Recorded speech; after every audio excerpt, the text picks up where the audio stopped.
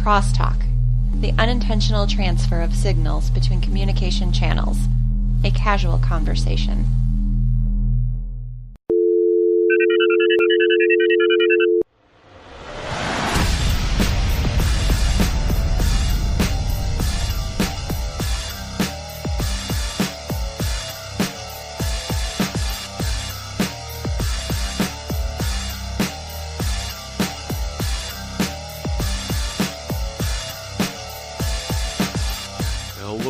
This is Video Game Crosstalk, episode 034, the monthly podcast of gamers talking tech, science, and whatever else comes to mind. I'm your host, Anthony Rossi, and this month we have a double dose, actually, of live Comic-Con action. This past weekend, I was able to go to the Saratoga Comic-Con up in Saratoga, New York, and talk to all sorts of awesome people. Let's get into it. And we are at day 2, starting the day off at Saratoga Comic-Con 2019. Making my first stop, I am with the Montreal XMen. And who am I joined by? You're joined by the founding member, Montreal Wolverine. How goes it so far? Actually, it's going really well. We finished our first day, and we managed to raise $500 just by taking pictures with the patrons here and having a great time, all for suicide prevention, the American Foundation for Suicide Prevention, Capital Region, New York chapter. That is fantastic. So we got quite the setup. You come to a lot of the cons. I've seen you at several places, Saratoga mainly. Why don't you explain the setup that we have going on here? So what we have here, we have a setup with our banner at first that you can see from afar. It says that we are a charity cosplay group. We are the Montreal XMen, and once you arrive at the booth, you are greeted by a whole array of X-Men. What do we have here today? So we have a bunch of mutants here. We have Sabretooth right next to me right now. Awesome. Not too far from him, we have Kurt Wagner, a.k.a. Nightcrawler. We have the Black Queen. Not too far away, so she is definitely going to attract attention. We have the White Queen, so Emma Frost nearby. She's partially transformed in diamond form.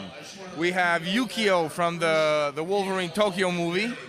We, of course, have Professor Charles Xavier, our fearless leader. We have Viper from also the Wolverine Tokyo movie. We have Rogue from the X-Men Evolution animated series. And we have Mystique from the X-Men movie franchise. Right, so that's a whole lot of mutants all crammed into one little area. And basically the concept is people can come up, get a fantastic photo with the X-Men represented, and just for a donation, and it goes towards, I guess, various charity groups for suicide prevention and other? No, actually, it's for a specific one. It's the one. Oh, my mistake. Yeah, exactly. It's we give back to the community where we are. So the way it works, when we travel, we go to a city somewhere, and we try to raise funds for the suicide prevention organization of that said city. Oh, nice. So very nice. Back to the community. Okay, cool. 100% of the proceeds go back to the community. All right, so outside of these photo ops, do you do anything else? Well, for the charities and other activities. Well, what we do is we go from con to con. We also do parades. We do different events. We do concerts as well. Really? Well, we are guests, cosplayers too. All right, I gotcha. We don't necessarily sing or play instruments. Well, that's unfortunate. Unless people ask us to do something specific. But we've done. We have actually went off our main universes after going to different concerts. We transformed into other franchises. We've done, obviously, a superhero concert where we were the Merry Bunch of Mutants. But we also did a Star Trek concert where we transformed into Star Trek characters. And recently we did a James Bond concert where all the ladies here today have been asked to represent Bond girls. And I saw pictures of that. That was pretty cool. yeah, and actually yours truly was Bond. James Bond. All right, that was great. All right, so really quickly, where can people follow around the Montreal XMen? Okay, so you can go on Facebook on the Montreal XMen Facebook page. So it's easy to find Montreal XMen, XMen de Montréal, and you can also follow us on Instagram, hashtag Montreal XMen. And as well, I have my personal artist page on Facebook, Montreal's Wolverine. You have Montreal's Professor Xavier. You have Phi Cosplay. You also have Kathleen Rose Cosplay. And I'm thinking that's pretty much it. Okay. All right, I may have to contact you to get everyone's proper links, but we'll handle that later. Okay. Also, one final question. Sure. Coffee or tea? Tea, actually. How do you take it? Earl Grey, hot. Excellent.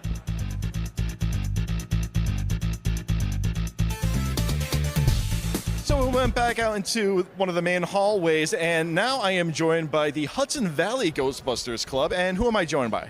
Tara Sobel. I'm the Juana's our social media coordinator. I do community outreach.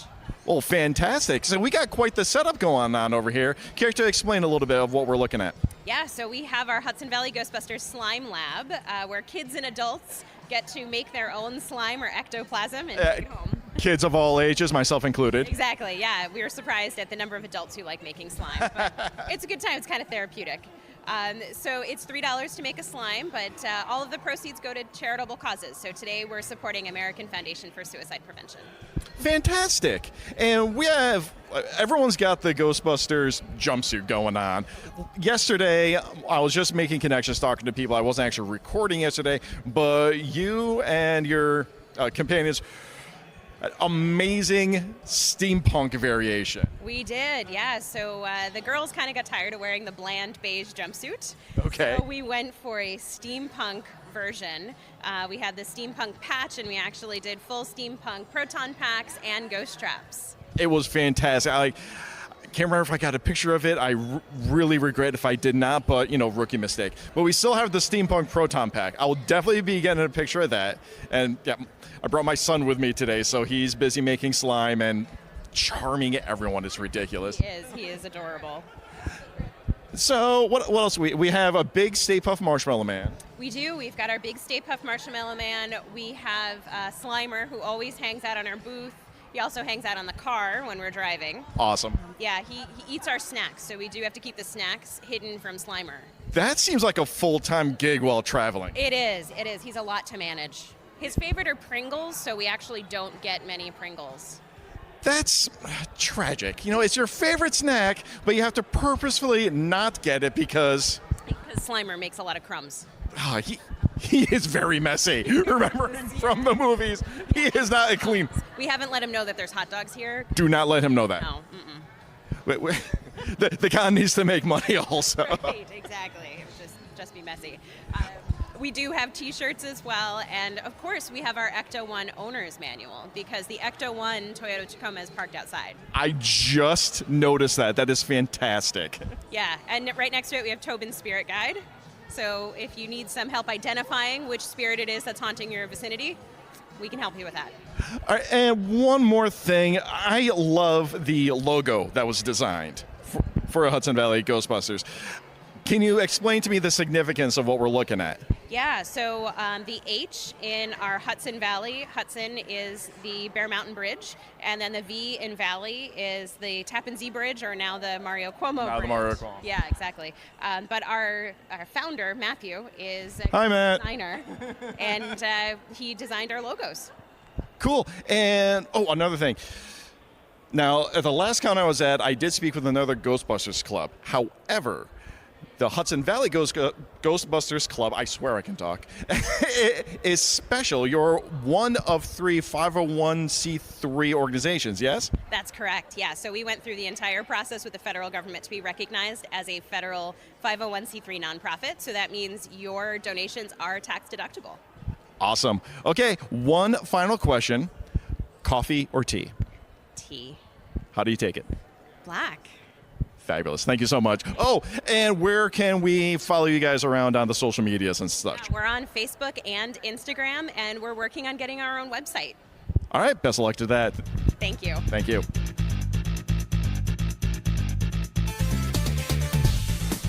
Okay, moving down the hall, I am now at the XFiles Preservation Collection. And who am I joined by? Who wants to talk? Kelly and Jim. Pleasure to meet you guys. Good to meet you too. So, explain the table that I'm standing at. Actually, I'm going to swing around. No, I'll stay over here, trying to find the best spot to sit. So, tell me about what we have on display today. Well, they're all screen use props and wardrobe from the show The X-Files. Everything here has been on screen. You'll see it when you're watching the show. Very cool. Yeah. We have like a lot of iconic pieces. Over here we have the burnt Chinga doll from the episode that Stephen King wrote. That's screen used in the end of the episode where they're pulling her out of the lobster cage, all burnt up because Scully microwaved her. Creepy. We have so much stuff. We have like Mitch Pileggi wore this suit as Skinner in an earlier season. I can't remember the exact episode. That's fine. That's fine. Yep. We have Sveta's baby from season 10. Okay. it was one of the newer seasons. Yep. You know. And I see a big old award. What's this award thing that I'm looking at? That is from episode. What's the episode, babe? Oh, we have actual placement cards like in a museum. Very cool. So it is season 7, episode 14, Thief. Yep. Nice. The doctor in that episode, he got that award. Cool. And all right. And I was talking to you earlier, and this is just a small fraction of what you've got. Right. We have thousands of items. Thousands. Like we couldn't. I mean, we can't display it all in our house. Yeah, we got thousands of items. You know, we're just trying to preserve everything, the history of the show, because it was such a groundbreaking, landmark show. Oh, absolutely. I don't think anyone's going to debate that at all. I think it's a part of television history, and we just want to keep that alive and share the X-Files with as many people as we can. So do you just come to cons around the area for displays? Well, this is our very first time doing a con. Well, welcome to the con scene. Thank you. I mean, we're familiar with the con. We've been to cons before, horror cons, you know. We are in June going to go into X-Fests in Chicago. Awesome. That has got writers, directors, and celebrities and stuff. We got a 1,500-foot square room, and we have to fill it. We'll fill it. And we will. Excellent. Awesome. So, okay, so where can people find you on the internet? We have Facebook under the X-Files Preservation Collection, Twitter, the X-File Preservation Collection. Yeah. All right. So one final question. Coffee or tea? Coffee How do you take it? with cream and sugar. All right. Coffee, cream, and sugar. Thank you guys so much. Yeah.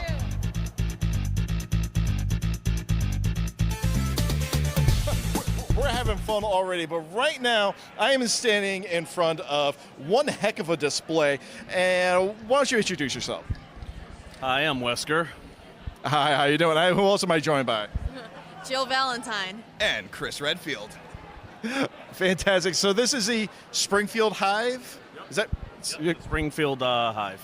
okay? And we brought out all sorts of stuff that is, well, directly from the Resident Evil franchise. Yes. Yes. Oh, yeah. Okay. Don't be afraid of the microphone, guys. You can say more than. So let's take a walk around, or a virtual walk around, and explain what we have. First off, we have the what vehicle is this? Challenger? Dodge Charger. Charger, excuse me. I know my vehicles, but I'm going to try to back up slowly. And everything's got the Umbrella Corps logo. All right, so we have the Dodge Challenger here. It's got the Umbrella logo on it. What? Chart? I'm going to try to edit all this. Dodge Charger. The car. And what else do we have surrounding here? Well, we have twin guns, that fire it off. when we want. Keep away the zombies. And we have like the full medical pack. What, a pharmacy? Oh, I'm going to swing around the other side. Take a little walk. And we got one of the movies playing in the background. Yep. All right. So pretty much we got all the older weapons. You got the shotgun.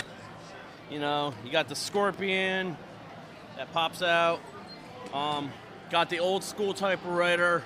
Yes, the old school typewriter was the only. Hold on. Nice. Because back in the day, that was the only way that you could save your game during this, during that era.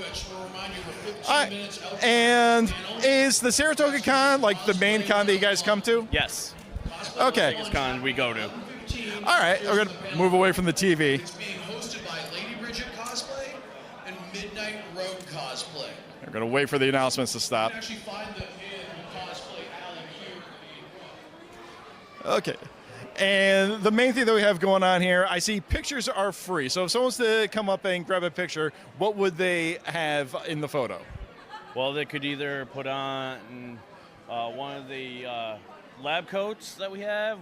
Nice. They can use the crossbow and the toy guns that we have.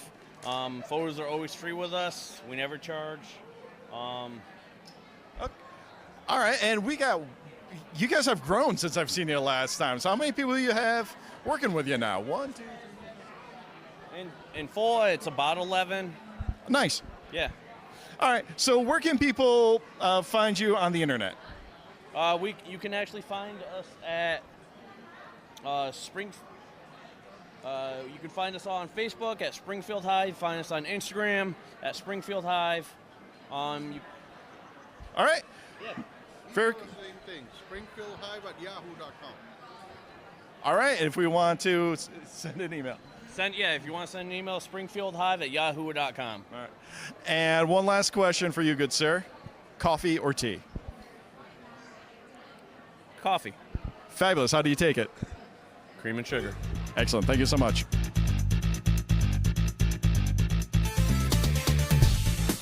Okay, moving into the vendor area. First stop, we're going to go to Insane Games. And who am I joined by?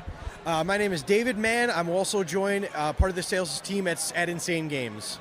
Fantastic. So you have a lot of stuff going on. Actually, a really long table for the vendors area.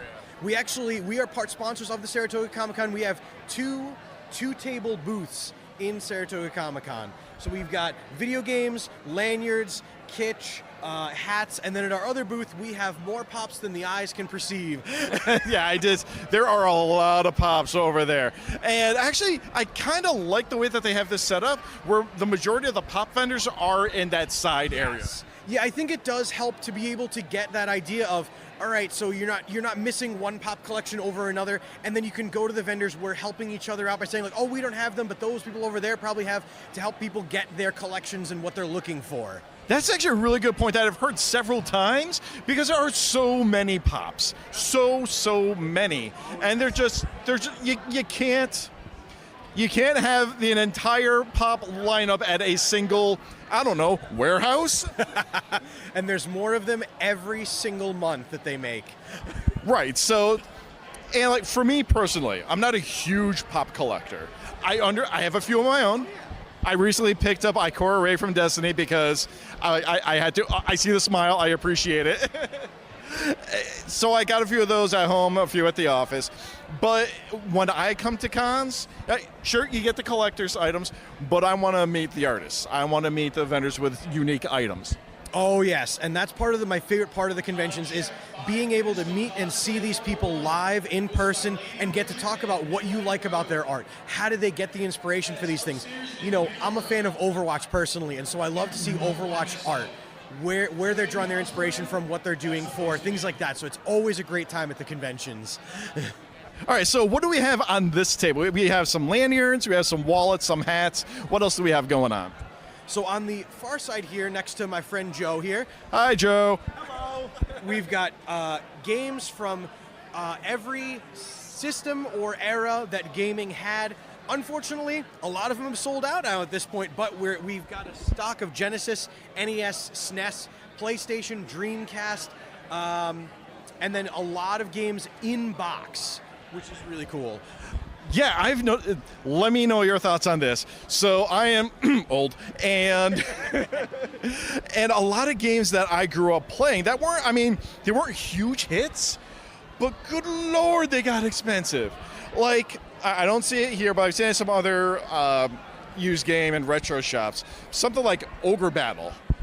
Did you ever play that? I did a little bit, and part of the reason that a lot of these cartridges and things did blow up so much is the same reason that like a lot of old comics became very rare. People in the era didn't think about that this had a long-term value. People thought, oh well, the NES they made the SNES, the NES isn't making anymore.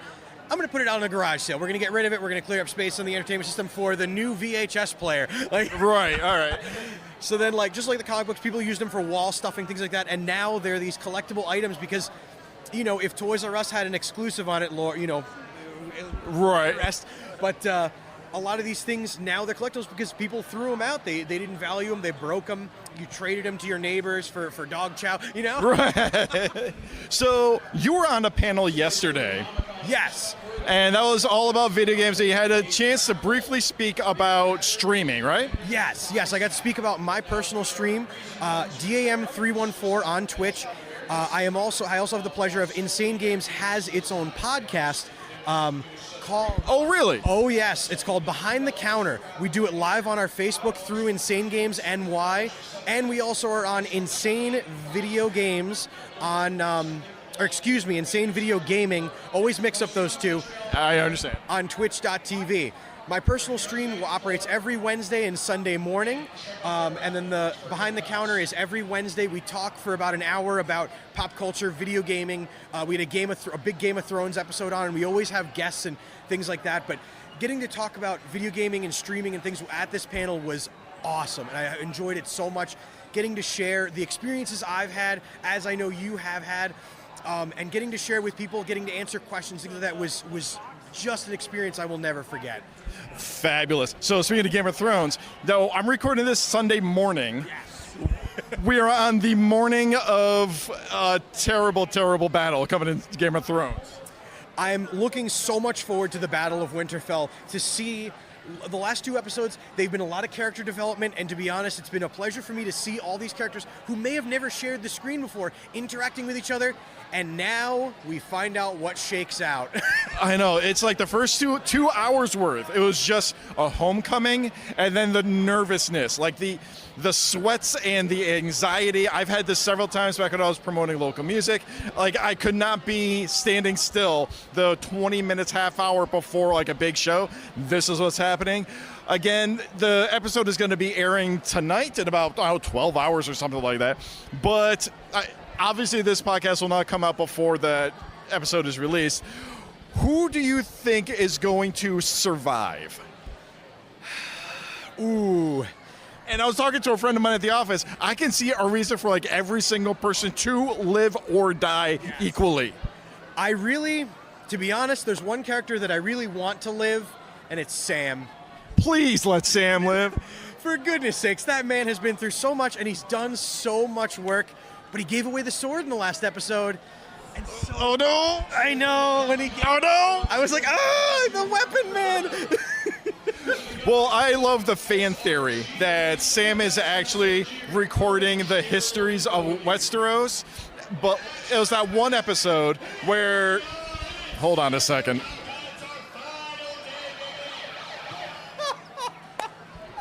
Okay. So it's the fan theory of Sam where he's recording the history of Westeros from that one scene when he was at the library, and it's like, well, no one's going to want to hear the collected histories of the... It's like, well, I just need to add a little pizzazz, and thus the Song of Fire and Ice. Oh, man, I would love for that to be true.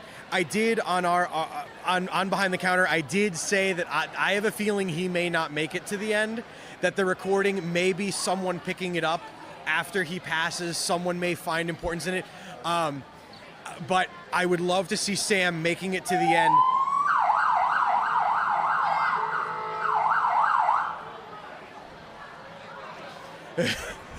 We're live at the con, people. We are live at the con. You never know what's going to be around a corner at a convention. You got to love these moments. All right. So, really quick, where can my listeners find you and everything else? Oh, so you can find my store, Insane Games, in the Wilton Mall or on Facebook at Insane Games NY. And you can find my personal work at twitch.tv/DAM314, and it links to my Twitter account, my Instagram, my Facebook, my YouTube. Thank you so much for the time. It was awesome to get to chat with you. All right, thank you so much. And one final question, coffee or tea? It depends on the day. When I'm working both jobs, it's definitely got to be coffee. But when I'm sitting at home, nothing I love more than an Earl Grey hot. Thank you so much.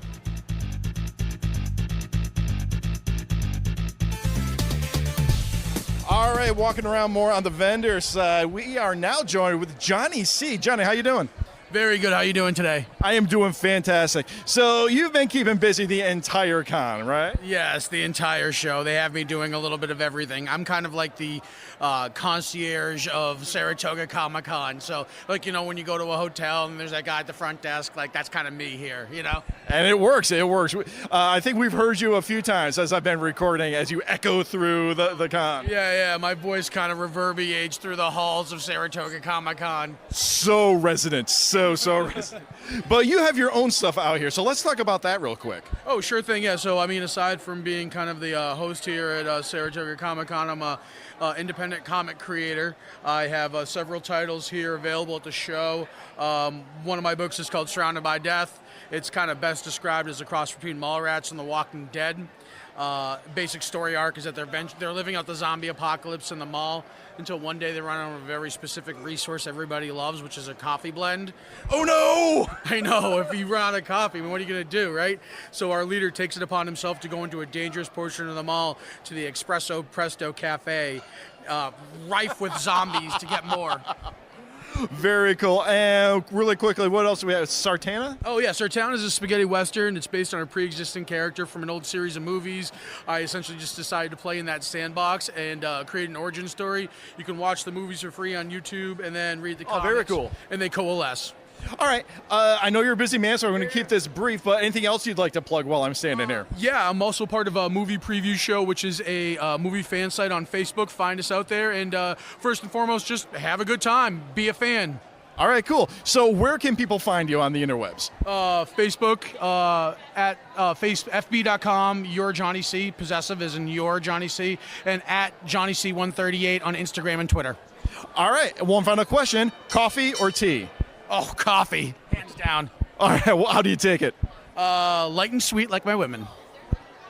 Good choice, good sir. All right, thank you so much.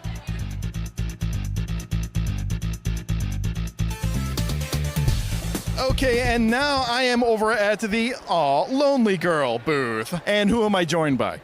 I'm the artist, Rebecca Bammert. Excellent. So tell me about the comic that we have on the table. So Lonely Girl is a comic about a goth girl, a mathlete, and a free spirit, and a one-eyed talking cat trying to survive middle school. That sounds really intense. Thinking back to my own awkwardness growing up. So tell me a little bit more about it.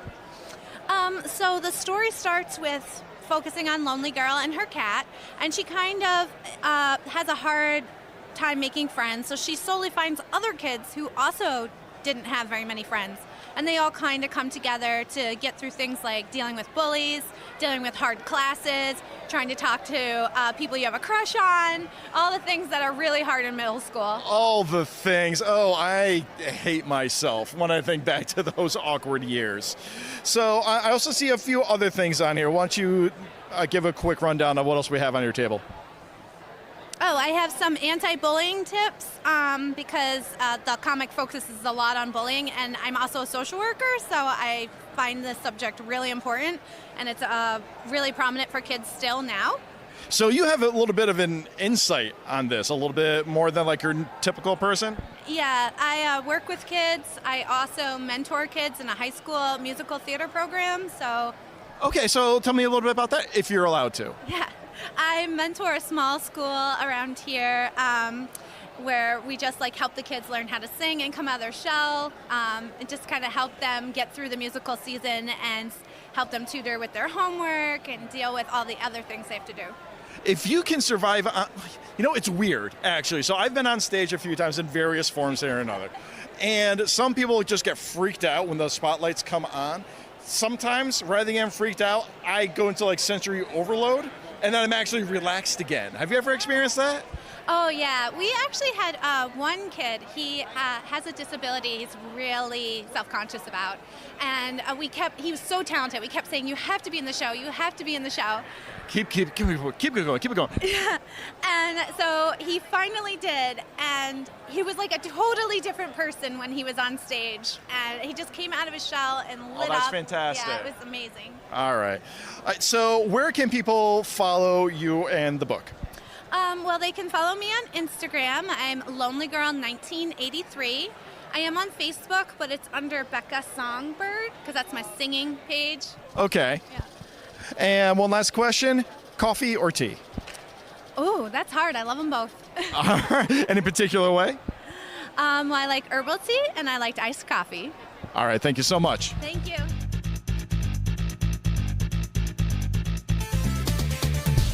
Okay, we're good now. Oh, I love bloopers. So I just had a momentary freak out because my microphone was not picking up any sound whatsoever. Turns out this microphone has a power switch on it that I inadvertently turned off. Because this is what happens when you're live. Okay, so first off, I am now with Jack Holder, and I'm looking at your t-shirt right now. Can you please explain it to me? Error 60D, immortality not found. Womp womp. Yay, mortals. All right, so back to what we have going on. Please explain to the audio-only audience what we have on the table right now. Oh, we got a little bit of everything. So I'm the writer of Arcane Industries, Magical Musings in a Mundane World. So we've got things like dealing with the apocalypse and demon riders, fantasy books talking about what happens after the supposed end of the world. All right. We've got our very first comic, which is where 60D comes from. All right, so let's get into this a little bit more. The following casework is a little bit of an urban fantasy. You got a new god that's come out of Twitter. All right. And it's granting miracles through a hashtag. Okay. And this is a shirt worn by one of the main characters, T. Titus Time, theological investigator. All right. And he's one of those guys that really just enjoys the divine, so he loves wearing kitschy t-shirts that are just way too on the nose. Okay, cool. So which book was that from? Following casework, our very first there it comic, is. hashtag Need a Miracle. All right. And what else? I see two other books on here. So let's get into those a little bit.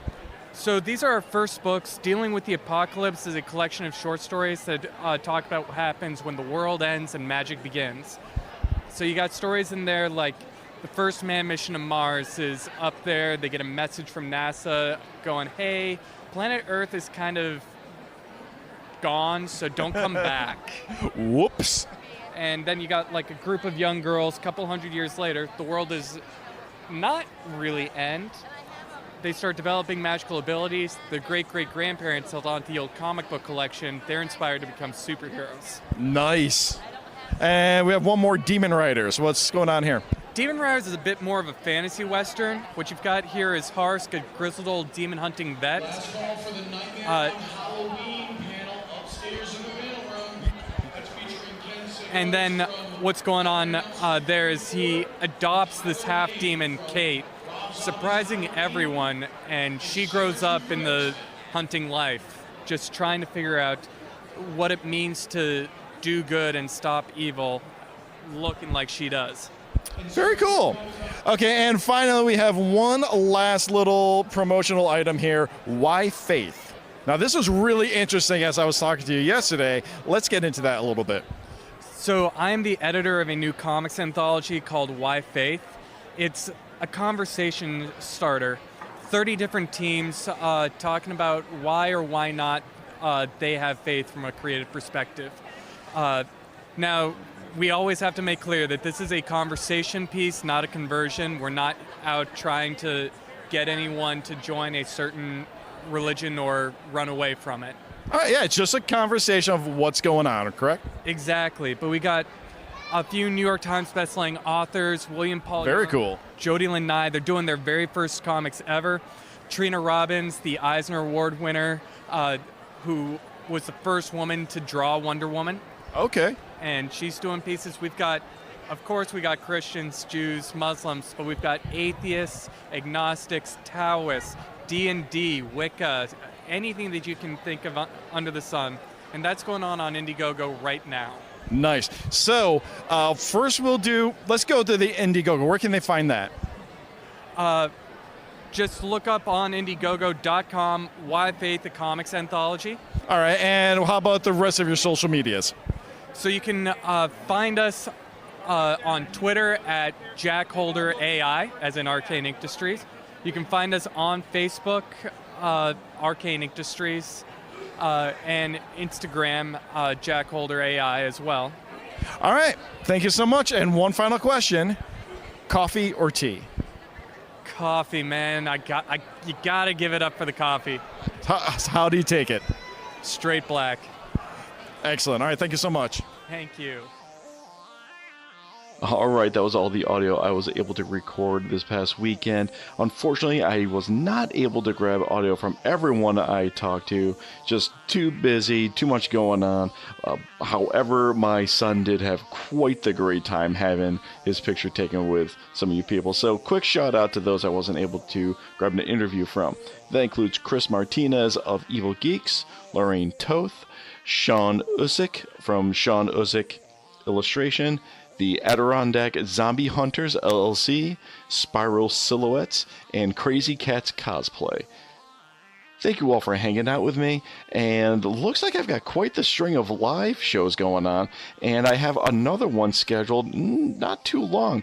I'll be headed over to Johnstown for the Toying Around Block Party, and I plan on doing some more live recordings over there.